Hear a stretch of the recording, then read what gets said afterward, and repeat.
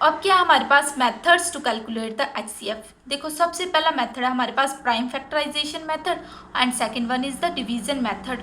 तो first we will discuss about the prime factorization method. तो इसके स्टेप्स क्या है हमारे पास। स्टेप 1 बोलता है resolve the given number into the product of their prime factorisation.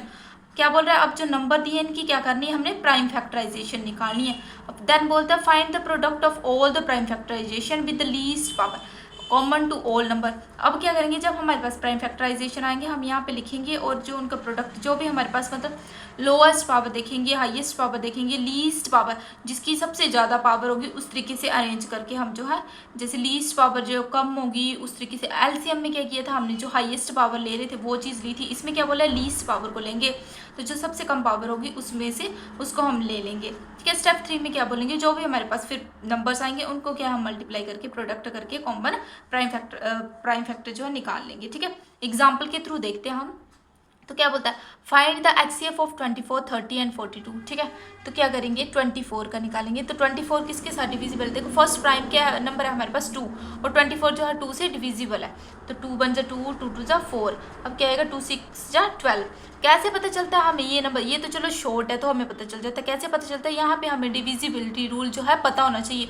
और डिविजिबिलिटी रूल की वीडियो जो है मैं ऑलरेडी अपलोड कर सकती हूँ, अगर किसी ने देखना हो तो वो वीडियो जाके देख सकता है। ठीक है, तो डिविजिबिलिटी रूल पता होना चाहिए। 2 का डिविजिबिलिटी रूल क्या बोलता है कि जो नंबर है उसके लास्ट में क्या होना चाहिए, 0 2 6 4 8।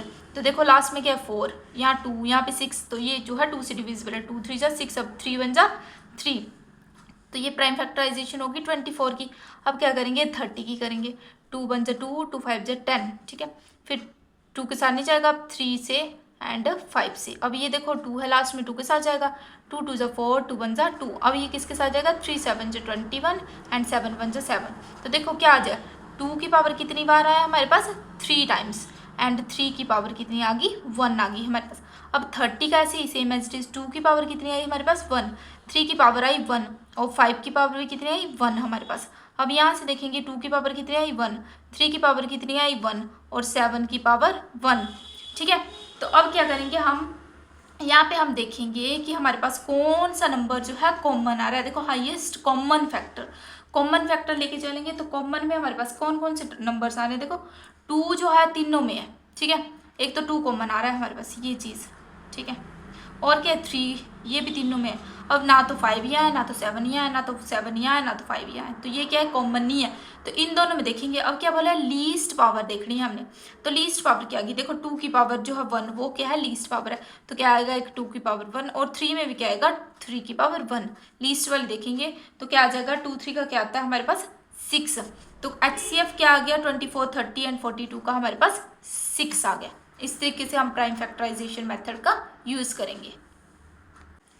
अब नेक्स्ट क्वेश्चन है हमारे पास find the HCF of the 30 45 75 with prime factorization method.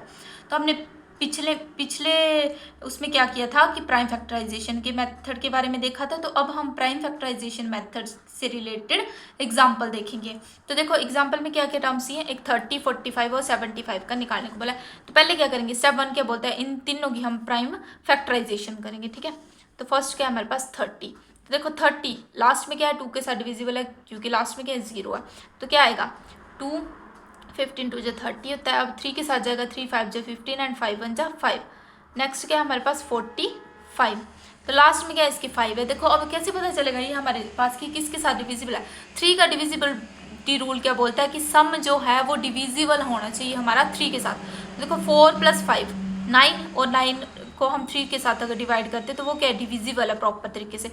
तो क्या बोलता है कि ये नंबर जो है डिविजिबल होगा हमारा 3 के साथ। तो देखो 3 3 1 जा 3 1 कैरी 3 5 जा 15। अब 3 5 जा 15 एंड 5 1 जा 5 आ गया हमारे पास। अब नेक्स्ट किसका करेंगे 75 का।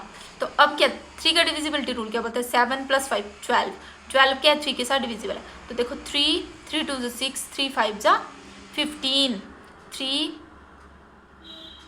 अब 3 के साथ नहीं जाएगा ये क्योंकि इसका सम क्या आ रहा है 7 आ रहा है, और 7 जो है डिविजिबल नहीं है 5 के साथ, 7 जो है डिविजिबल नहीं है 3 के साथ। और अब 5 का डिविजिबिलिटी रूल क्या बोलता है कि लास्ट में जा तो 5 होना चाहिए या तो 0 आना चाहिए। देखो इसके लास्ट में क्या है 5 है, तो अब ये 5 के साथ डिविजिबल होगा। 5 5 जा 25 एंड 5 1 जा 5, ठीक है। तो अब देखो 30 के हम फैक्टर्स लिखे तो क्या आएगा 2 की पावर 1, 3 की पावर 1 एंड 5 की पावर 1। उसके बाद हम किसके लिखेंगे 45 के, तो क्या आएगा 3 की पावर 2 एंड 5 की पावर 1। 3 की पावर 2 क्यों आई, क्योंकि 3 जो है 2 टाइम्स है हमारे पास। और 75 में क्या लिखेंगे हम 3 की पावर 1 और 5 की पावर 2 आ जाएगी हमारे पास, ठीक है। तो HCF क्या आ जाएगा, अब क्या करना है हमने लीस्ट जो है पावर लेनी है। तो देखो पहले देखेंगे कॉमन क्या है। अब देखो 2 तो है नहीं कॉमन, क्योंकि 2 सिर्फ इसमें है, इन दोनों में 2 नहीं है।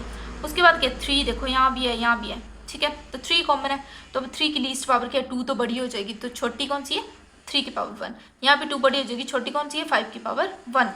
तो क्या आएगा हमारे पास 3 × 5, तो क्या आ गया हमारे पास 3 5 जा 15 आंसर।